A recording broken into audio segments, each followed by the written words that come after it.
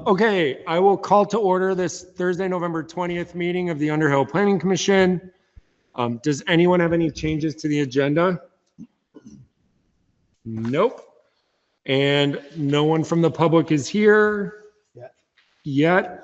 So there's no public comment, which takes us to our first agenda item. Revisit tabled Act 47, Act 181, and pro-housing bylaw changes, which we have pretty big chunk of time for, 35 minutes. So do you want to kick us off in that, Larry? Sure. Please. Let me pass around the latest version because I made some changes today. Okay. So this is a little different. It's updated from the version that was posted to the town website on the meeting page. And I'll highlight what's different for you.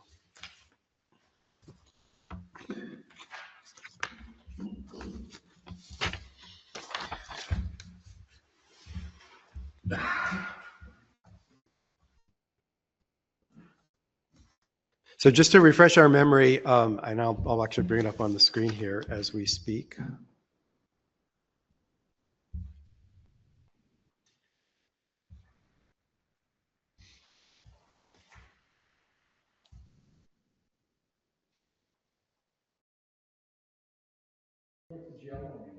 Yellow is what I changed. What I changed. Yep. It's changed. It's just a change.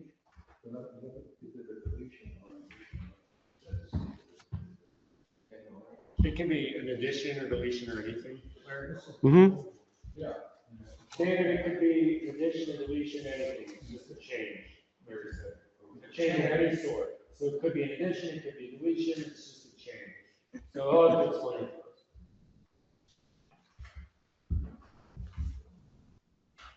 Okay, so I'm actually at a loss about how to share the screen here. So I'll just talk through it. You had it. I did? Yeah. Oops. There it is. There you go. Oh, excellent. Okay. Okay, so changed a few words in the first paragraph, the issue paragraph that defines the issue. And then the yellow material is an addition because as I was going through the LURs looking for something else, I found this little nugget in section 4.12, which is mixed use. And it actually is much broader, as just in plain English, it's much broader than just applying to mixed use type projects. And so you can see what it says. It's called out in the middle there. More than one principal use may be allowed within a single building or on a single lot, subject to site plan or conditional use review. And so I already cited some examples below that, 2, 3, and 4, which talked about why David Edson's concerns about some property owner taking a piece of property and proposing to put 20 buildings on it, 20 homes or condos or whatever, without any regulation is probably not ever going to happen. But it seems to me that the core issue here with this provision about a single use, principal use on a lot is directly in conflict with this section 4.12. I mean, the two languages are diametrically opposed, contradictory to each other. And if you look at the mixed use section and the rest of that section, there is no additional process or standards that apply to mixed use projects that other than those that would otherwise apply to all projects, except that they have to go through conditional use review. And in all instances, if you're going to have multiple units proposed for a single piece of land, regardless of size, there's going to be multiple layers of review, probably PUD or PRD. And there also are density and lot coverage and building coverage limits. So to me, at a minimum, we need to address the fact that these two provisions of the existing rules directly contradict each other. And the question is, in what favor, which approach makes the most sense? And to me, the most logical answer to that question is you pick the approach that actually describes a prevailing use in town right now, a prevailing development pattern, particularly in the villages, but it actually exists all over town, which is to say, historically, the way that people have used their land in Underhill is that they've put up structures in service of what they were going to use the land for. So if it was only residential, then they built a house, maybe a separate garage or a shed. If it was a farm, they had a house and a barn, or multiple barns, depending on what the nature of the agriculture use was. If it was a forestry use or a maple sugaring use, ditto, they put up structures to accommodate that use. And in many cases, in many, many lots in town, I couldn't tell you how many, what percentage, but in many parts of town, there are multiple uses on a lot. Residential plus ag, residential plus business, residential plus forestry. And to my way of thinking, and maybe I'm looking at it too narrowly, and maybe I'm just not familiar enough with people's attitudes towards their land in Underhill, but it seems to me that any rule in our land use regs that contradicts the way that people are actually using their land all across town is probably not a great rule, and we ought to change it. So that's my thinking on that. And I'm open to feedback on it, and I respect David's concern 100%. And I'm not intending to target him with any of this, because I feel like his concern came from a really sincere place. And I accept that it came from a sincere effort to try to make sure that our land use regs support the kind of development we would want and don't block the kind of development we don't want. And so I'll stop talking. David, just because do you want to, don't forget your mic. And I was going to see if you wanted to reply, obviously, since it's your comment. I'd like to actually give some other reasons why I think the repeal of Section 37A is not a good idea. So what it does is it repeals one principal structure on a single lot. Regulations specify minimum lot sizes for each district. Removing the one principal structure on a single lot makes the minimum lot size meaningless. And try and tell an average voter that lives in a say a 10-acre district that we're going to remove the one house limitation, and you can put as many as you want on that. And he's going to ask, well, what's the 10-acre parcel mean anyway? So anyway. So I think it would be very difficult to get this past voters. But let's consider a scenario of 12 acres in the 10-acre district. An owner of the 12 acres in the 10-acre district transfers the property to a corporation. The soils are okay for 4 independent septic systems. The owner plans for 4 separate building sites, each with an area of 3 acres, with all the rights and responsibilities of owning a separate lot without actually owning the land, which is owned by the corporation. Each is called a building site. The corporation sells each along with a 1/4 membership in the corporation. It sort of sounds like a subdivision. And a subdivision of 12 acres in the 10-acre zone into 4 different lots would not be allowed, but it's not a subdivision. A subdivision divides a lot into smaller lots. There are no smaller lots in the scenario. There are 3 sites with areas. The undivided land is owned by the corporation. Okay, so somebody buys a site and applies for a building permit. Details are submitted as required. Section 103B1A on page 175 includes among requirements for a building permit the submission of the dimensions of the lot. Well, the legal lot is 12 acres. Which is in the 10-acre district, so it's not a subdivision. It's a single lot, basically.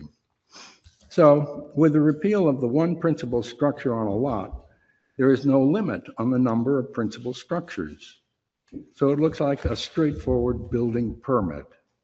No further review necessary. Maybe there's something else in the 221 pages here, but I don't see that there's any objection to that particular scenario, which just opens everything up. There's no big expense involved with setting up a corporation and then selling the sites off one by one, basically. Pretty simple. Well, somehow suppose the scenario is considered to be a PUD. How might that work out? In a PUD, lot size is allowed to be smaller than the district's minimum size, but there is a density calculation. Section 95C1, page 170 says, the maximum number of building units shall not exceed the number which could be developed under applicable zoning regulations. The next paragraph follows up by referring to allowed overall density. That is determined by the one principal structure on a lot. So the owner of the 12 acres would be allowed 4 1-acre lots, each with a principal structure, with the remaining land held in common. That's with the one principal structure. No, excuse me. The owner of the 12 acres would be allowed 4 1-acre lots, each with a principal structure, with the remaining land held in common. That's how the DRB has dealt with PUDs, generally speaking. So repealing the section 37A eliminates the PUD density limits. So that's my argument against repealing this section, and that's what I have to say. Any questions? Well, I mean, I have like a lot of thoughts rolling in my head after that, because if that's all accurate, yeah, the town would hate that. So if that's accurate, I agree that's a big problem, David. So we should definitely talk about that. Does anyone else have other thoughts I mean, on this? I'll just say, like what David explained, I've actually worked with on the commercial side. So it does exist. It is plausible. It'd be very aggressive forward thinking for somebody, maybe an outsider from a big city coming into, Vermont to do that for sure. I don't think general people moving here that just want to own a piece of property are gonna think of that. But I think a savvy developer would for sure. Well, David just thought of it for them on the recorded. Yeah, meeting. right. Anyone else? Roy, you look like you want to say something.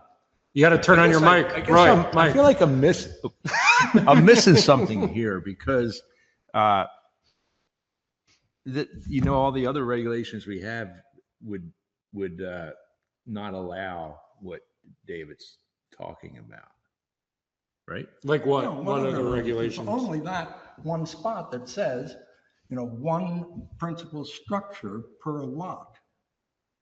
That's the only place that I found in the regulations where it specifies that particular thing. All right. That's why I don't think it should be removed. I don't know our regulations enough to say that they would protect against that. I just know that what David is explaining is plausible. That's all I can say. Well, the PUD part of it's even more worrisome in some ways, if that's what the DRB's done in the past. So what was the intent the state had when they wanted us to change that? I don't think this is the state. No, this one comes from the housing study recommendations. Oh, But okay. this is also something that the state has identified. This type of rule is something that's been identified as an obstacle to multifamily development. And I will say, it really comes down to what are the scenarios under which you could put multiple units on a large piece of property. And we already have, we're all familiar with the subdivision, the traditional subdivision model, where you get smaller lots clustered on one part of a large lot. But they're individual building lots, and that's a well-worn path, and there are sufficient protections in place in the PUD sections of the land use regs that stipulate very careful review standards for all of that. So I don't think there's a danger of uncontrolled development. We know how to manage those kinds of applications, and they have happened in different parts of town over the years without causing an uproar, straining our town's resources. So then the other scenarios, number 2 on my list here, is that, and I think this is a really important point. So if you're going to have a single piece of property that has multiple housing units on it, typically those are in the ownership form of condos or cooperative units. And so in that situation, you don't have individual building lots. You have land owned in common, and then you have the ownership interest is vested in a particular unit, which from a property assessment or valuation point of view, that's considered unlanded property. But a homeowner, someone buying that unit, has to go to the bank and get a mortgage, and the money is loaned, and they make their purchase based on giving them that secure ownership interest in that unit, and then a share in the management of the common land for the whole property. So in that kind of situation, it's going to be treated for regulatory permitting purposes as a PUD. They have to follow all kinds of rules and standards already in the land use regs. So I don't see a risk of what David's talking about in practical terms for owned properties, owned multifamily properties. So what are the other options? Rental, it could be rental units. What is the risk? I don't follow you there. So I'm pointing up a risk, but I don't know specifically what you're referring to. Risk being that somebody could come in and exploit this as a loophole and build multiple units and sell multiple units because it's on common land without going through a rigorous town review process, which would apply all the standards in the PUD chapters to that project, which would certainly restrict the density, certainly restrict the number of units, certainly restrict where they go on the land, certainly put in specific requirements for wastewater and water supply, et cetera, et cetera. Are you referring after this has been repealed or before it's been repealed? After if it's repealed. Repeal this? Yes. After you repeal it, I say it's wide open, basically. I don't think it is, David. And then the other scenario, multifamily scenario, I'll just finish with this point. The other possibility is rental housing. So someone wants to come in and build a small, let's say, elder housing project of 20 units or 25 units or 30 units on a piece of rural land outside the village center. So what's to stop that? Well, I don't think we should try to stop that. But in practical terms, not having access to town water and sewer capacity is a limiting factor, because in order for elder housing to work financially for the would-be residents of that, you have to have a developer who's willing to lay down the money and make the investment to do it. And currently, at least, there is no community water septic capacity for such a project. And so the developers I've talked to, and I did a lot of this in connection with a project I did in Charlotte, they're not going to look at or touch a project that's under 20 units. And even then, it's really hard to find a developer such as Champlain Housing Trust or Cathedral Square Housing who's willing to make that kind of investment without town water and sewer. They'll just say it can't work. The numbers don't work.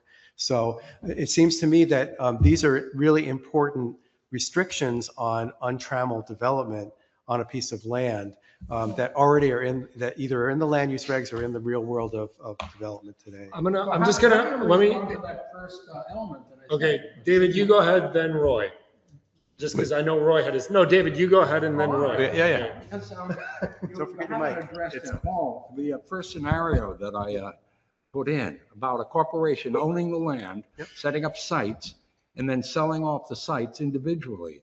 And there doesn't seem to be anything against that if you take out that one principal structure per lot.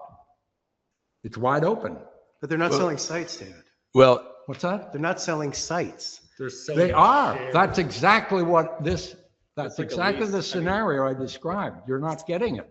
Okay. I'll read it again. Well, what David's saying I'll is read you're it again. effectively selling sites, right? Because the entity buys the lot, and then you buy a quarter share in the entity. So you've essentially subdivided the lot into 4 without legally subdividing the lot. It's not being subdivided. I A think a subdivision he's means saying. dividing the Yeah, but you're never land. dividing the 12 acres in your example. You have the 12 acres. I understand what you're okay, saying. right, David. yeah. I got to say something Yeah, here. Roy, go ahead. Because if anybody would attempt to do what David's talking about, they would have to go to the DRB to get a conditional use review for a PRD, right? So that's what would happen no matter what. If you're just not, somebody's just not going to come along and do what you're talking about.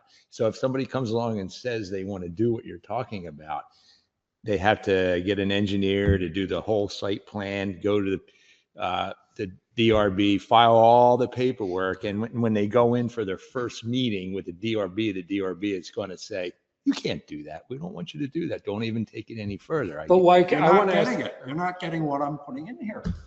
You know, you take out that one principal why can't they do structure it? That's per what I'm- lot. It's wide open. there. Yeah, well, it's a, You don't have to go to the DRB. You don't have any of that necessary. You can go for a straight Wow. permit.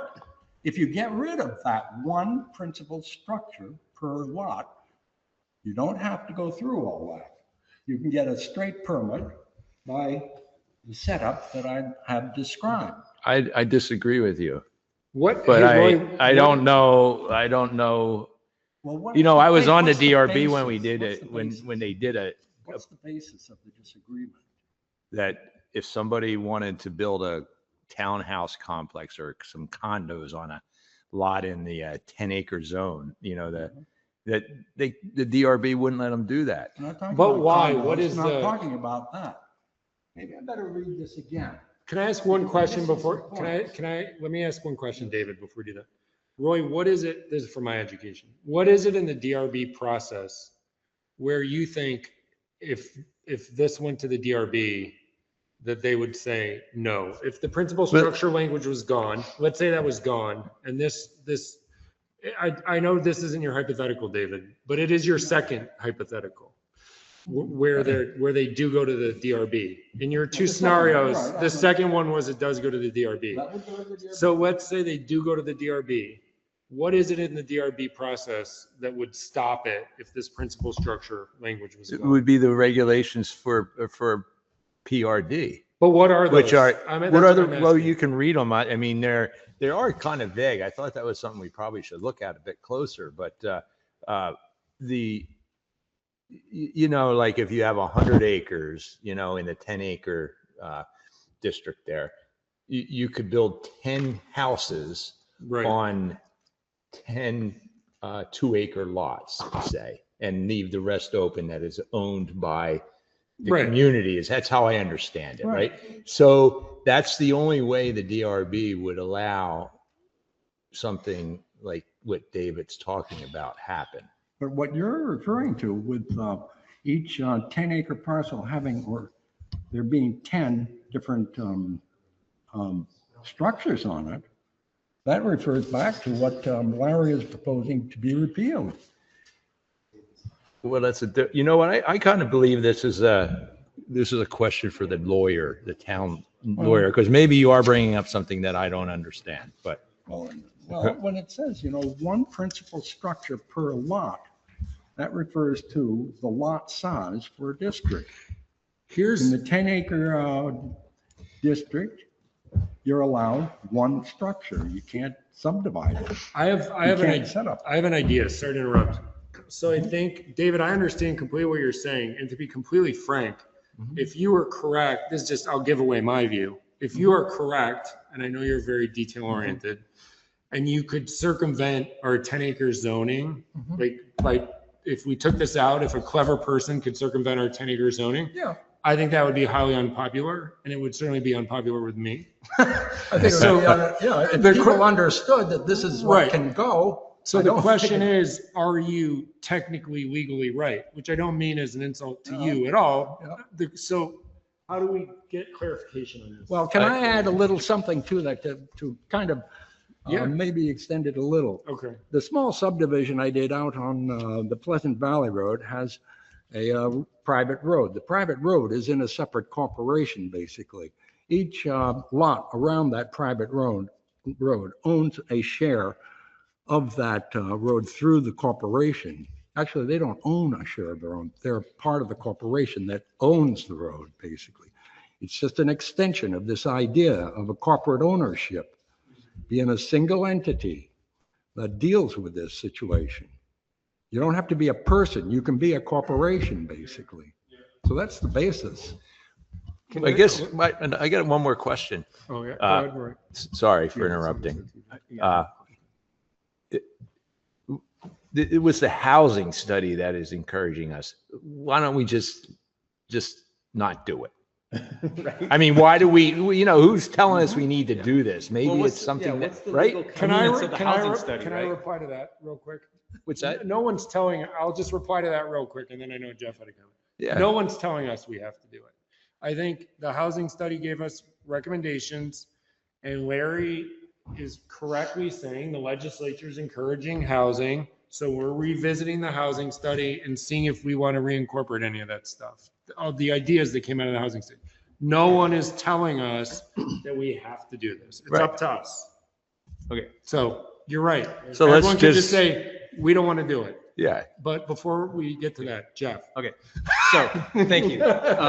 So as you know, I definitely question the confidence of the housing study myself. So what is their legal confidence in it? I don't know. But my question was to Larry on this, like, this isn't an absolute, so why couldn't we just leave it? Because it just says one principle unless otherwise allowed. So why can't we just leave it as is and say, well, yeah, 90% of the time, this is the deal. But if you can convince us otherwise for this one scenario in case X, then yes, we'll allow it for that. Like because since it's not an absolute, why do we have to omit it completely? Yeah, we don't have to. I feel like it's one of the things that we're called to do as a planning commission is to find places in the land use regs that don't make sense or contradict each other and fix them.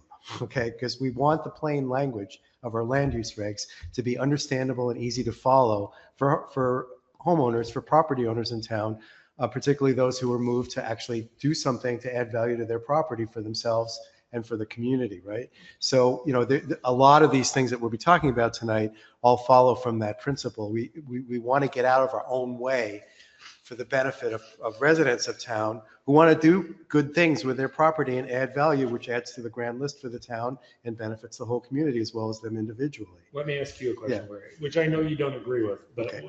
just to get the answer. So let's say people didn't want to do this. Yeah. But there's still a conflict now. There's still with a section 4.12. Yeah. So there would be a fix going the other way to correct 4.12. Could I know be. you don't want to do that, Yeah. but I think no one wants inconsistencies. Right. So I think the two options are, if I'm understanding correctly, make some change around 3.7, deleting it, or make some change in 4.12. Is that correct? I think that's correct. I don't know why we would want to prohibit mixed uses of property when there are so many properties in town that are mixed use. Well, I think it's mixed use because nobody wants to pay taxes, so they just make up a use to reduce a portion of their tax, their tax. I mean, that's the reality of it, right?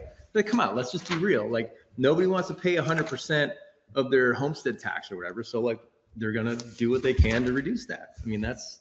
Do we agree these One are reality totally of it. in conflict? Because 3.7 says one principal use or structure, and 4.12 is just dealing with principal use, not structure. So they're partially in conflict, Mhm. right? Yeah. Okay. I think, David's concerns, and I think many other people share those, is more about structures. Yeah. And it makes sense to me in a lot of ways if we're taking a step back to just the primary use on one lot, that seems like something that it makes sense. What if you have your house, you want to have your home business out of your house? That might not involve, additional buildings or anything like that. So are you saying, Tavid, in 3.7, the alternative would be just to delete the word use? I think taking that part out, or at least that's one aspect of it. Yeah, but that's probably I'm not saying that's a third route. Right. Right. To Okay. take the use out of it because the structures. I think we really gotta be careful about this because, About use or? yeah, about- right, okay. about usage, Okay. yes. I mean, How come? there's a reason for it being there, and I'm not quite sure that I could put my finger on it in the 221 pages that we've got. But, David, He went I'm through- getting a subtle hint that you think our regulations are too. I'm not in favor of a lot of strict regulations, but I like them to be clear and simple and direct, basically. So can I just give a little Also, history? I have one more thing. Yeah, okay, Jeff, what you're saying about maybe relaxing that to allow for other particular situations that would be qualified in some particular way. I think that just adds a burden to the Development Review Board. You know, it makes things indefinite, and where are the loopholes and how do you get a way through it? And I mean, isn't Well, that their that's- so I job like to though? keep Like, it you don't just simpler. show up to just Keep it say, hey, direct we're as here, possible. you know, smack the gavel. Like, they got to do something. Well, they're there to interpret the rules, and when they issue permits following an application, they are coming down on one side or another. Yeah. But the problem is that if you give, if let's say you have neighbors who just don't ever want to see anything out their living room window built, and somebody buys the property next door and says, oh, I'd like to put up a house here and maybe a duplex here, and the neighbors say, I don't want to see anything out the window, so whatever if the DRB approves this, I'm going to appeal it no matter what, no matter how closely it aligns with the town's land use regs. So having this kind of provision here, if the neighbor wants to have two structures on their property, and one is a home business and one is a duplex, gives an avenue for appeal that looks legitimate. So a judge would take that appeal and look at it on its face and say, well, okay, I think there's something to talk about here. I will entertain the appeal. And now we're off on a 9 or 12 or 18 month or 2 year process, which ultimately may well result in the new neighbor getting to do what he or she wants to do. But meanwhile, we put them through an ordeal and a lot of expense. And the town, of course, has to defend or it doesn't have to, but most often does choose to defend a DRB's decision in court. So we have legal expenses to the town with this kind of ambiguity. And what I was going to say is, in terms of where this kind of provision comes from in zoning, so zoning goes back in this country, in our culture, to the 1920s, to a little town, or to a small city in Ohio called Euclid. So we refer to it as Euclidean zoning. And it came about originally because there was a sense that in the old days, especially in urban context, having industries and businesses very close to residential neighborhoods was a bad thing, because industry was smelly and noisy and dangerous, and so nobody wanted to live above a smelly, noisy, dangerous commercial operation. And so the thought that drove zoning was, let's separate uses and let's have one use and structure on a lot. Let's put the residences over here, let's put the industries over here, let's put the commercial downtown type businesses over there, and keep them separate so that there's no conflicts between those uses. So people who have residences can live in peace, businesses can conduct their businesses, and with whatever traffic and other impacts there might be, industries can do their smelly, noisy things over here, and everybody will be happy. Well, it's different now, more often than not, especially in terms of, you think in terms of how an entrepreneur looks at a situation, and, I'll just choose a furniture builder, somebody who starts off with furniture building as a hobby and does it in their basement, and then, they show their pieces to a neighbor and says, can I buy that? And could you, and then the neighbor's having visitors and looks at this beautiful table that the craftsman made and said, where did you get that? I'd love to get one of those. And so they go to the person who made it and said, I'd like to order 10 of these for my furniture store. And then pretty soon he's outgrown his basement, and he doesn't happen to have a barn or something on his property, so he wants to build a structure on his property. Could that kind of a use be compatible with a neighborhood setting? I think so. And so but it's a multiple use. It's a different use on the same property. It's expanding the notion of what's acceptable. And I feel like, Underhill, as a rural community with 2 village centers that are established, had multiple uses, had mixed uses going on long before there was zoning. So I feel like this kind of a blanket statement that you can only have one principle or structure on a property, use or structure on a property, really reflects an old way of thinking that doesn't comport with the realities that people have today, where many people work from home. During the pandemic, most people work from home. And then people had side gigs, side hobbies that sometimes blossomed into earning a new way of earning a living. And in many cases, not all, but in many cases, those workshops, home industries, home occupations were compatible with the residential settings where they started out. And if they're not, they have to go through a review process, which is spelled out in our regs. So to me, it's like, this goes back to something which is really outdated, a concept which is really outdated. So, I'm not sure. hold on 1 second. Let's go Tim, because he hasn't said anything yet, and then Roy. No, and then David. Oh, David, damn, well, first time to see No, if you Bart or Jen wants to say anything, then David. Tim? I think the idea goes against the town plan of wanting to have rural areas that are protected and having those blocks of land that create the rural environment that I think the rest of the town likes and wants to keep. And just from what you've described, I picture the Porter's place in Cambridge. That's kind of an example of a home and a business and an ice cream stand and 3 rental properties on the land, which is great for him, but is that appropriate? Is that what people want in our town? Thank you, Tim. Bart, then Jen, then Roy. Do you have any thoughts, Bart? Yeah, basically, in a very general way, I just want to see our encouraging development in the village centers and around the village centers. I don't mind expanding out into rural areas, but I'm with Tim. I want to keep the rural areas protected because we've got natural resources out there. Mm-hmm. And okay, if you've got 10-acre zoning, put up a house, but I'm a little hesitant to encourage more houses on 10 acres. Okay, thanks, Bart. Jen? I think I echo what Bart just said as well. I think we're aligned, but I don't think we're in agreement that we want to protect these wild areas and make it so that we can still develop. I think we all want those things, but I don't think we can have all of it. I think I understand what David's saying for the most part.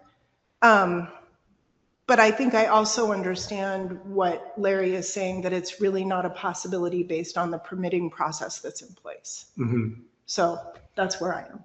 Where would you land, not to grill you, but so where would you land on this change specifically, Jen? Or do you need to think about that? I think I need to think about it, and I need to read, like really read and understand. Details. Yeah, because okay. I'm working really hard to understand David's perspective because you're passionate about it, and I want to understand where you're coming from. Thank you, Jen. I could print this out, or we don't have the printer here, of course. But Roy? I could send it around, basically. Yeah, maybe you can email it around, David. I think getting back to the one word that really bothered me when I first read it was one principal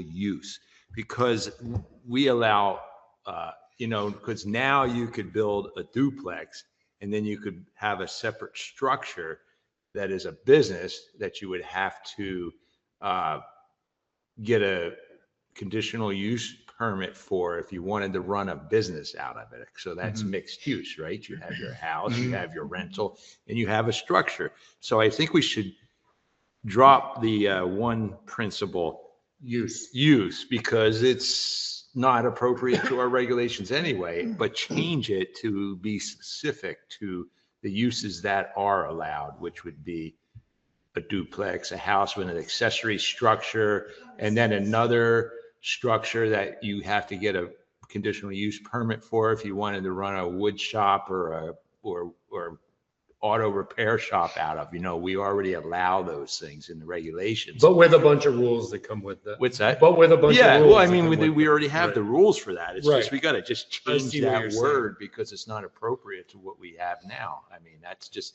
the way I see it. But that makes sense to me, but. Okay, David, and then I'm gonna have a suggestion. No, I think, one principal structure or use, well, if you got a principal structure, then you've got another business or business going, is a use, but it's not principal because the structure is principal, it's subservient to that. Or you might have a use of some kind that really is what the lot is being used for. And then you might have a secondary, I don't know. I'm trying to think of what type of use would consume a whole lot. That's what I'm gonna Would be represent. the end all for it, but there may be a situation for that. Okay, thank you, David. Here's my suggestion, everyone. David, can you email your Yeah, draft around to everyone? I will do that. And here's what I'm thinking, if it's okay with Larry too. We'll open next meeting with this. And maybe everyone think about what we talked about. And I'm just gonna go around the table and kind of get everyone's opinion. And then we're gonna see where we're at. And in like 10 or 15 minutes and go from there. But I think everyone's kind of said their piece for tonight. So maybe we'll wrap it up. David will send his thing around and we'll revisit it next meeting. Is that good? Yeah. Okay. Okay. Next, Larry. What else you got, David?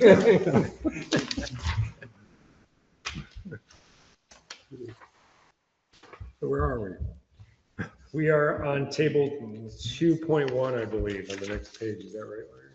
Yeah. I'm just gonna Summary table. table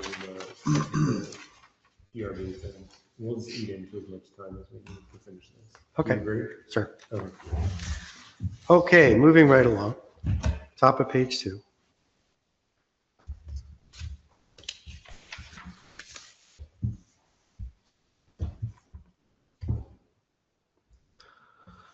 Okay.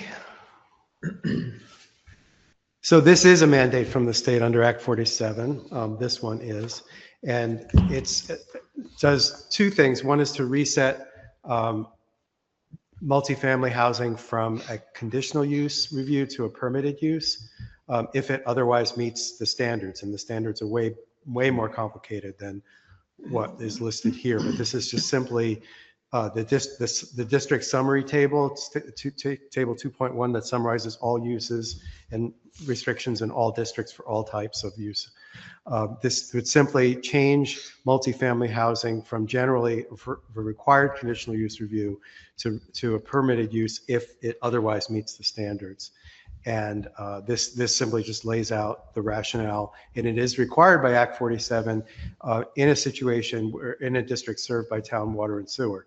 Now, Underhill Center is neither.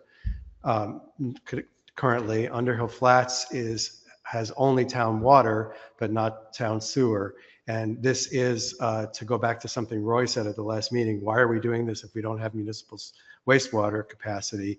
And the reason would be is that this is something that's easily fixed right now that makes sense anyway on its face. And if we make this fix now and 5 years down the road, we have municipal wastewater capacity, we don't have to go back and fix this again. So it's preemptive, changing the rules, and it's something that makes sense because right now, first of all, requiring any multifamily project, 3 or more units to require them to go through conditional use review is a pretty elaborate process for a triplex or a duplex with an ADU, right? And secondly, having an absolute cap as we do now in Underhill Center Village of 3 units, no more than 3 units in a single parcel, is restrictive, and it's rather arbitrary. On a small lot, maybe 2 units would be plenty, but on a larger lot, even in Underhill Center Village, saying, well, you can only have 3 units there, even though you have 2.5 or 4 acres, seems unduly restrictive and arbitrary to me. So that's why I proposed this, and it was recommended in the housing study as well. Can I ask a clarification follow-up, and then so the state law, Act 47 says we have to make up to 4 units a permitted use. And you are suggesting, based on the housing study, that we do 5. Up to 5. Up yeah. to 5, Right. correct? Yeah. Okay. As a permitted use. So it'd be a much simpler, permitted use is a much simpler process. It's, you come in, you chat with the zoning administrator, you present your plan. If your plan is compliant in all respects with the dimensional standards, lot width, frontage, setbacks, et cetera, lot coverage, building and lot coverage, then you can get a permit to do that on that lot without going through the DRB. If it's a conditional use, which it is now, you have to go through the DRB and they have to apply all these conditional use standards in section 5.4 and site plan standards in section 5.3. So your project is going to be treated as a commercial use, even if it's only 3 units. How do people feel about this? About the 5 units? Yes. Yeah, I think we already agreed to this in the past. Yeah. Look at that, Larry. It's the opposite of the last one. This one's good. Check. Pass. Next. That was 2 weeks ago. Any other questions about this? But that what, or I guess it was 3 in the center, but already 5 in the flats, I guess, because there's a little more space, and that was, I mean, I guess that. I don't know the logic behind why it was Yeah. set the way it is. Yeah. But to me, the strongest, the most important change is shifting it from conditional to permitted is the use. bigger piece. Yeah. Okay. Because, you know, there are people who want to do stuff with their property to do a duplex and multifamily housing, who look at this current requirement for conditional use and review and they say, oh, I don't want to go through all that. I'd rather just sell it to someone else and let them worry about it. Right. We don't want people to do that. We want people to invest in Underhill and create more housing units where there's motivation and, yeah. All right. So the next one is the one that people did have questions You were about. going to give us an example, weren't you? Well, so we had the example that showed the, I think we did. So the housing study had that illustration of the large single-family dwelling with a carriage house. And the point that they were making was that this should be a no-brainer. You know, you're already, and now homeowners are allowed to take a single-family dwelling and make it into a duplex with no further regulatory review. And then again, you can add the ADU, or you can do the ADU first and then make it a duplex. That's all understood now. But what this next one tries to do is to reframe how we look at density. And the result of this would actually be thinking more of maximum residential density, which is different from minimum lot size. So right now we don't have a maximum density in our land use regs anywhere that applies to any district. So this is saying that in the villages, we should look at maximum density that is different, as an additional standard that will limit the number of units that you can put on a lot in the 2 village districts. And I think the reason that we're talking about this in part is because we know that people live close together in the villages. They tend to be sensitive about preserving and protecting the historic character and the vernacular of the village districts. They don't want to see something that's suddenly out of scale and looks really different than existing homes in their neighborhood. So this is a way that you can make what I think has been a theoretical commitment to gentle density and infill development in the villages to actually create some hard standards that will restrict the amount of density that could go into small lots in the village districts. And this is really only would affect the village districts. We're not necessarily changing the standard for the whole town. We're not creating a maximum residential density for the whole town. We're only setting a rule that would apply in the 2 village districts. Okay. And I mean, I don't know that it gets any more complicated than that. And it's really not. So I just added a comment at the end. Let's discuss why members are concerned about enacting a maximum residential density for the village districts. This would effectively limit the number of units that can be built on a given land area, regardless of size, which would create more restrictive rules than we have now. Okay.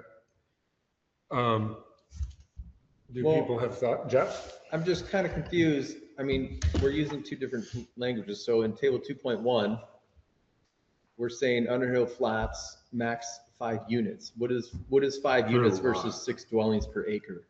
Per lot is the 5 units? Yes. But how big is a lot?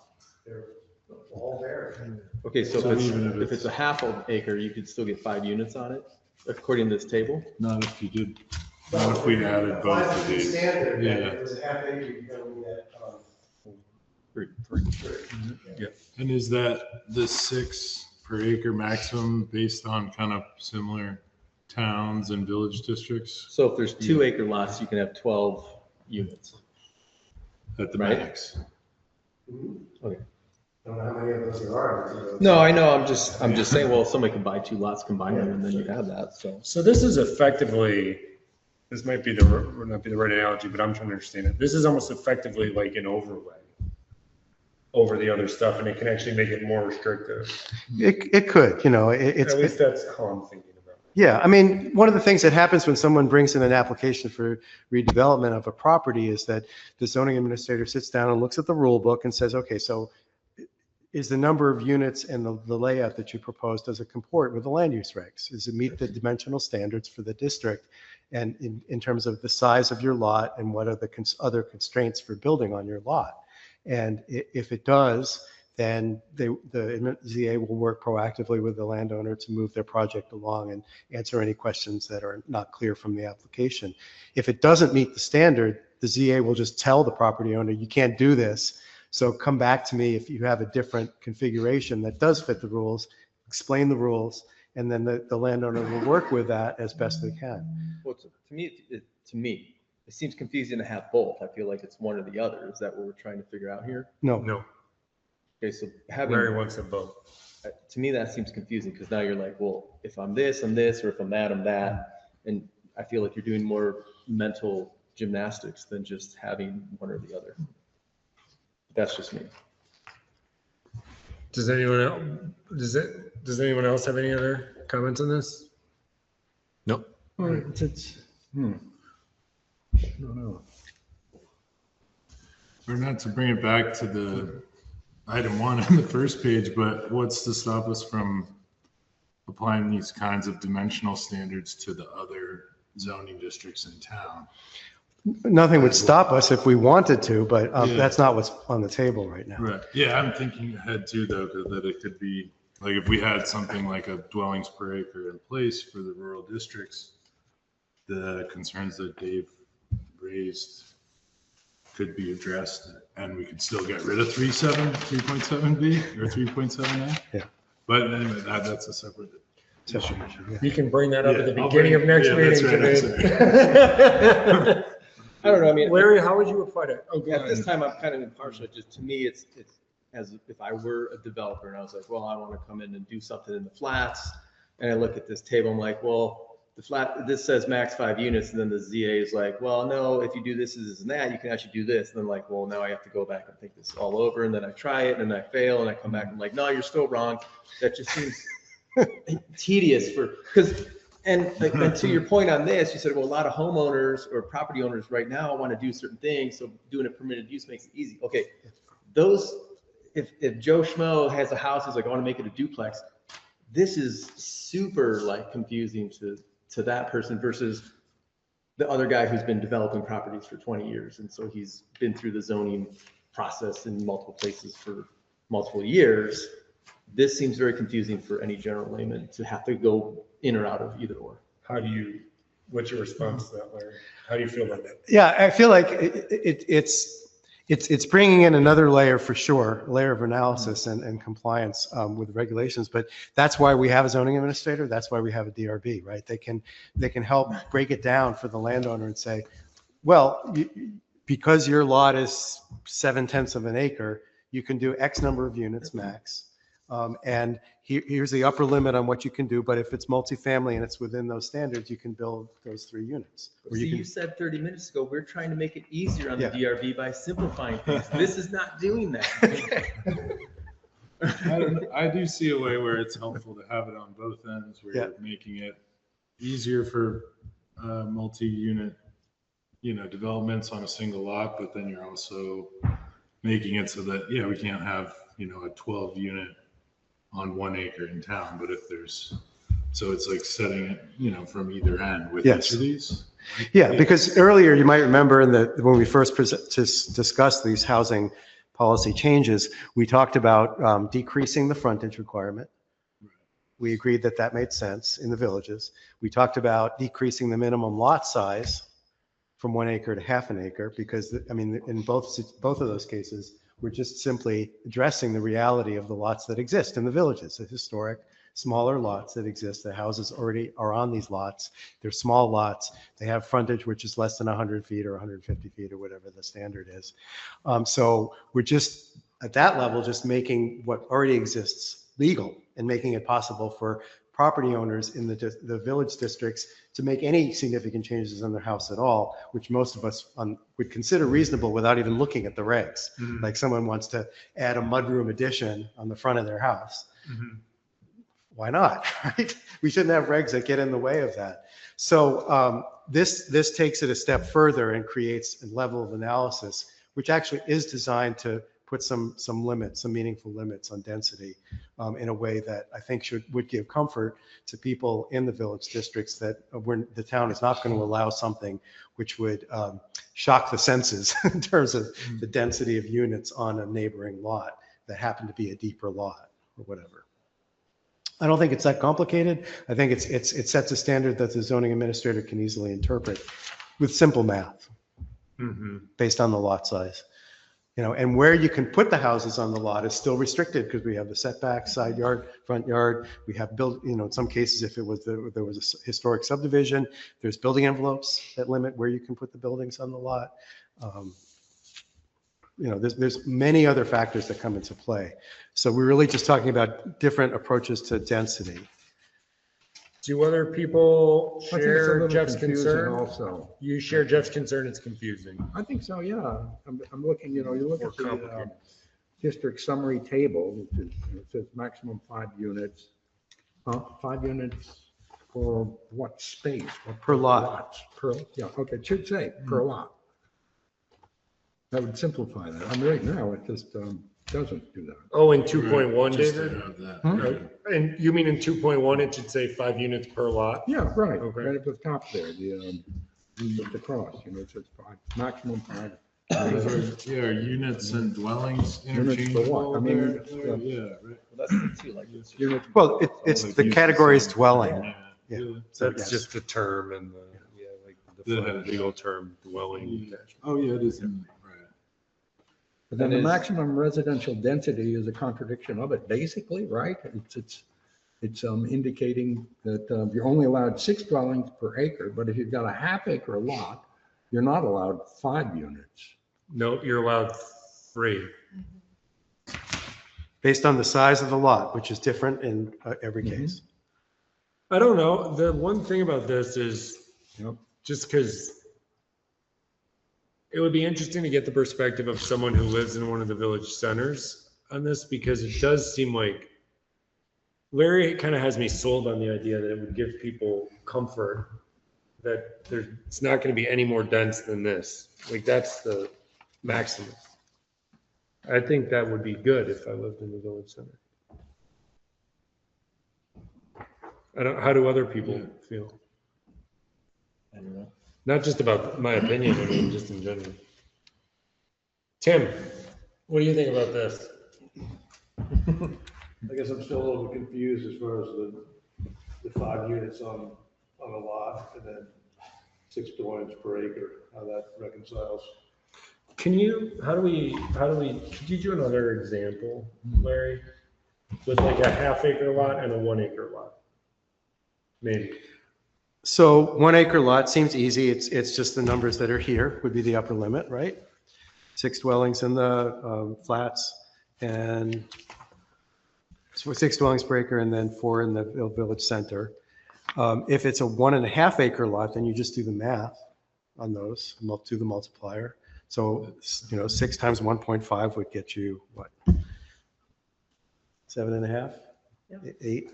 Yeah. But this says 5 units max per lot. So if the lot's 2 acres, I feel like that's limiting me to 5 For the whole lot. for the whole lot. But this says if per acre, if I have 2 acres and I do the math, I should be able to do 12. If you subdivided the 2 acre lot into 2 1 acre lots.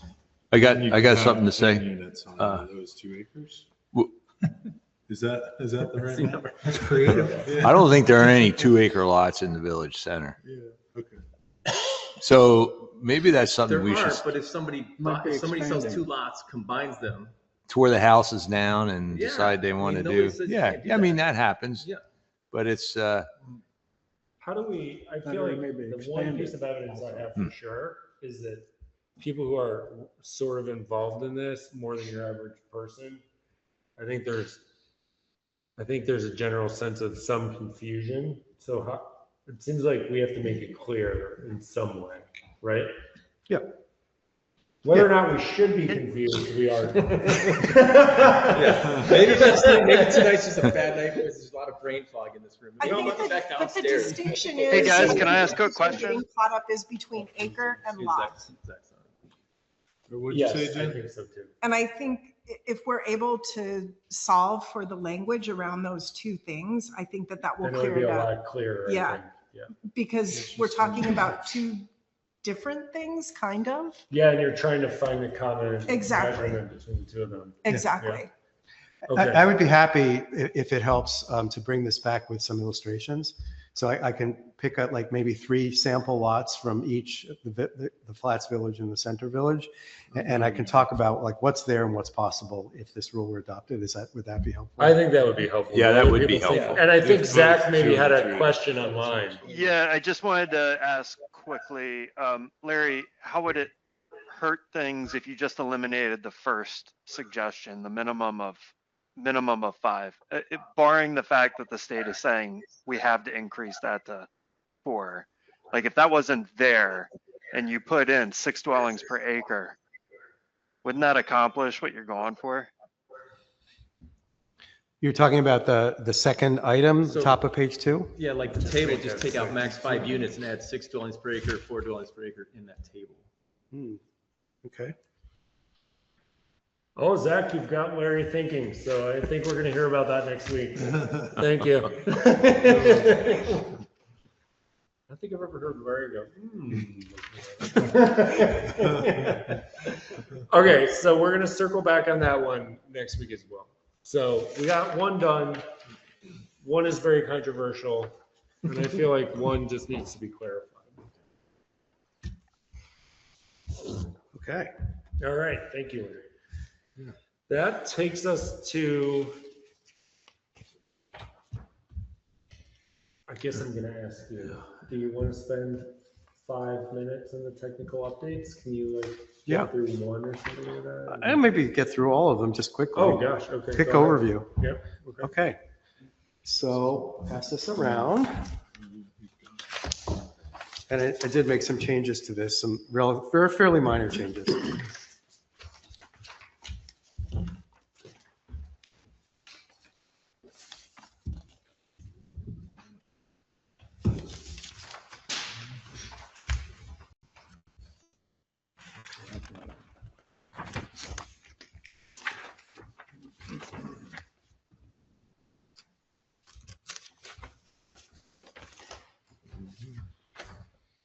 All right, take us away, Larry. Okay, so first one, so this, we were talking a lot about uses before. This one is actually just about structures.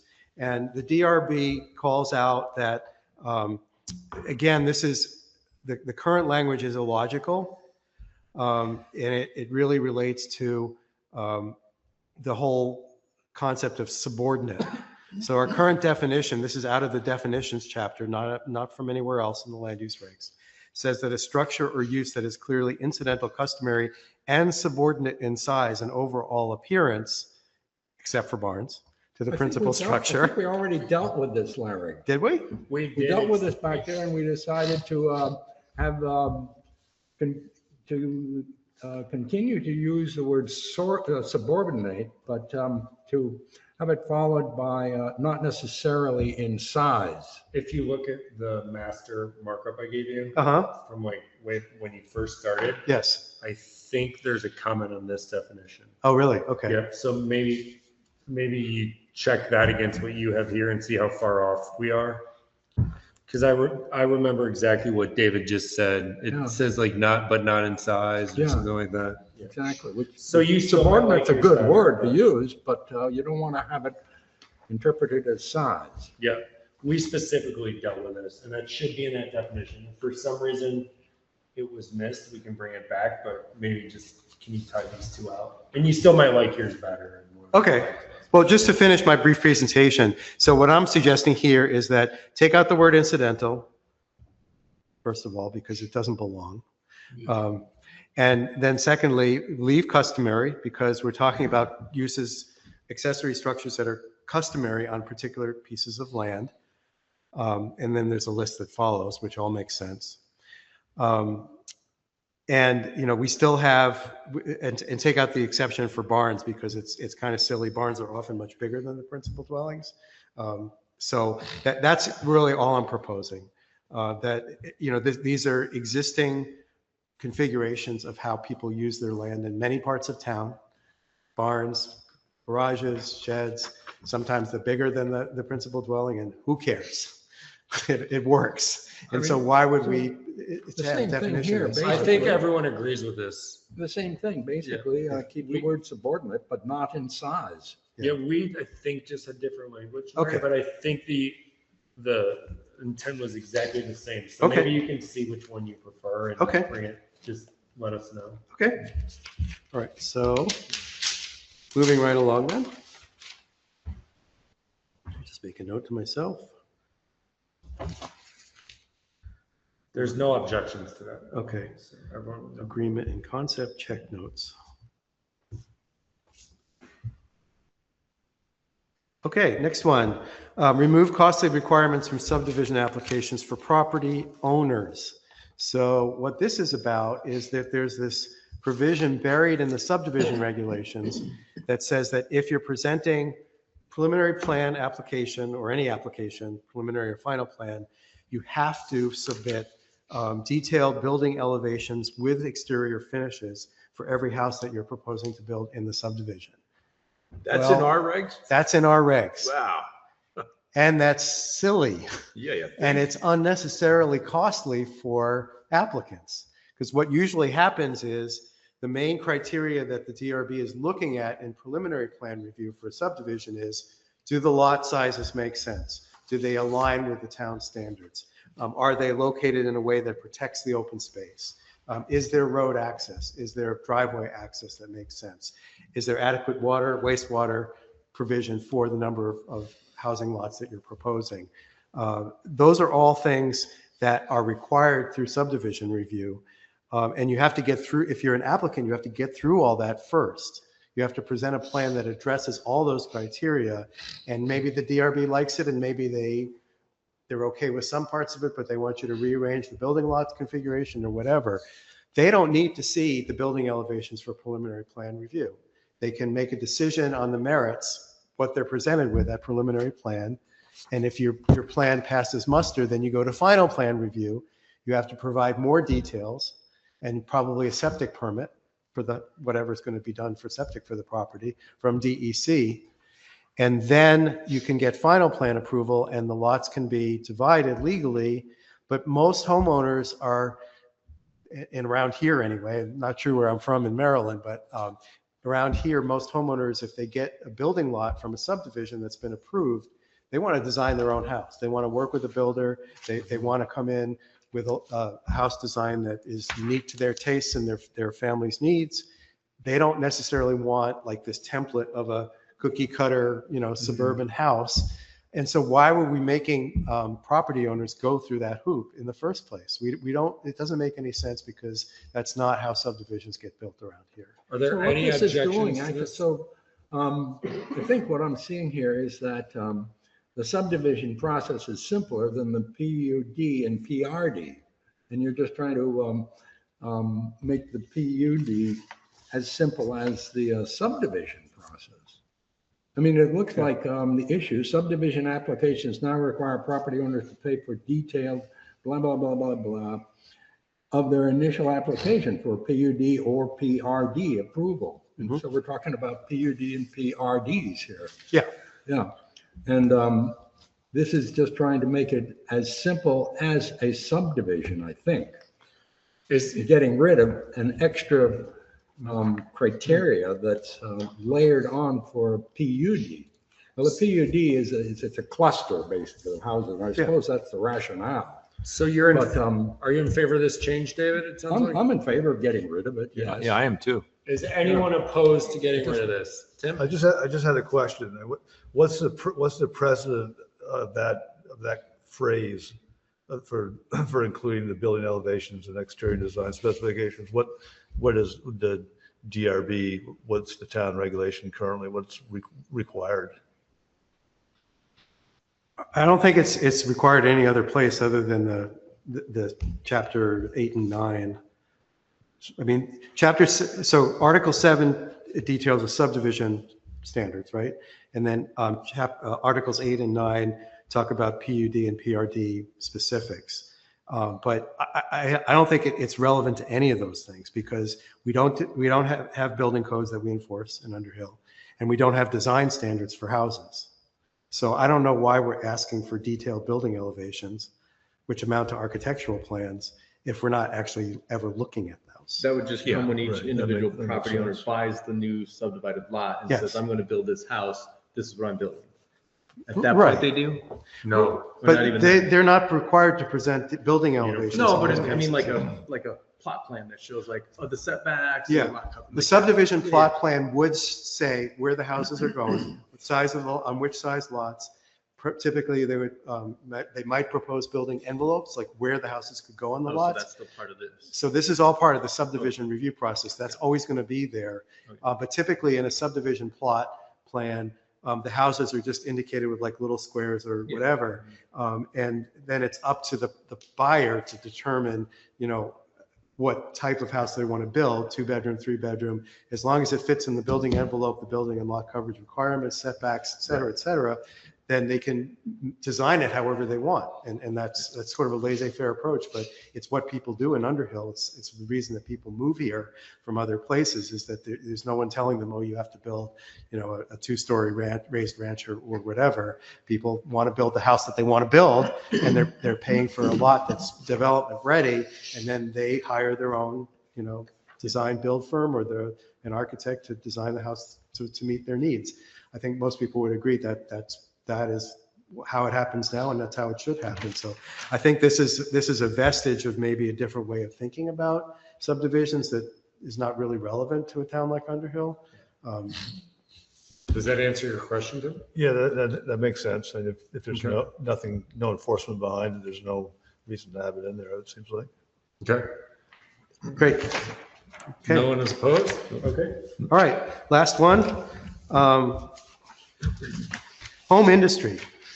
This was another DRB call out, and actually not the last one, but this is important because our current home industry standards have an ownership nexus. They say if you want to start or maintain a home industry, you have to live there on the property.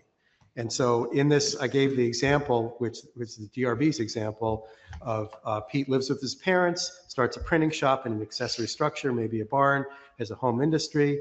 Pete's ready to move away from his parents and have his own place. He loves his print shop and he wants to keep operating it, but our regulations say that he can't if he's going to move off site. And to me, I think it makes sense to break that nexus. You still want to have, to call it a home industry means that there's someone still living on the site in a dwelling, right? And then the business is operating probably in a different structure, perhaps in the same structure. But we don't want to say that you have to live on the site in order to operate the business or to continue to operate the business. You can think of many examples of home industries where someone is doing light manufacturing. Maybe they're making fruit jams and jellies, or they're jarring honey or making honey butter or something. And the business is just fine where it is, but they don't want to or can't live on the site. So why are we giving them a hard time about it? So I think we also tried to address this. Okay. If you look back at the other comments, I think, again, everyone was on the same page as you. Mhm. So same as the other one, maybe just see if you like yours better or what we did Okay. better and tell us. Okay. Do you, everyone agree with All my in favor memory? of it, yeah. Yeah, Yeah. okay. Okay. Last one's a gimme, I hope. You're just cleaning up references. Yeah, so references, the old way that the state statute referred to accepted agricultural practices was as such. And Now, with legislation from maybe 10 years ago, the legislature changed the terminology that defined minimum farm standards from accepted agricultural practices to required agricultural practices, but our regs still say accepted agricultural practices. So I think it's in our interest to align our language with statutory language, because there are higher expectations for farmers now. Farmers have to maintain their manure. They have to manage their manure if they have animal operations in a way that's responsible to their neighbors and to the watershed, and ditto for runoff. And when things go south, as they did in Panton, for any of those of you who followed that case, things can go bad, really go south quickly, and can cause a lot of contamination to our state's waters and to lakes, et cetera. So I think we should just make sure that we reinforce the state language. Yeah, I think we discussed this, and I think we put like a random comment in that document that doesn't like to do this, but Yes. didn't mark them all up like you did. So yeah, everyone was on board. Okay. Thank you, Larry. Yeah, that's it. I believe that takes us to Larry's plan to upgrade me. Wait a minute. Unless anyone here has revisited the error of their ways and decided that they want to be the chair. Well, I wasn't. Literally leaving.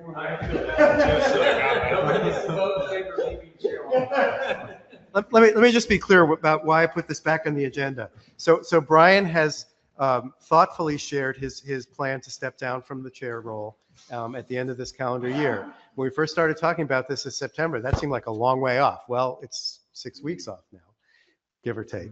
So it's nigh upon us, and we don't necessarily have to decide tonight. It's probably not appropriate for us to decide tonight who among us, if anyone, might be interested in chairing this august body. However, when Brian steps away from the chair role, we'll also have a vacancy on the commission. And what I was hoping when I put this on the agenda a bunch of weeks ago was that we would all start thinking about people we know in town who might not be thinking of volunteering for a planning commission vacancy, but who we know through our experience and our long tenure in town, not me, might be actually really good to serve on this commission. And probably a lot of the people who fit that criteria would not think to raise their hand and volunteer.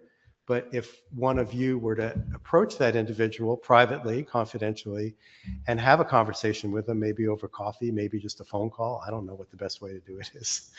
But just think about who do you know already in town who you think is oriented towards public service, community service already. Maybe they volunteered for the harvest market. Maybe they're involved in the Rotary Club activities. Maybe they're active in the one of the church communities in town, faith communities.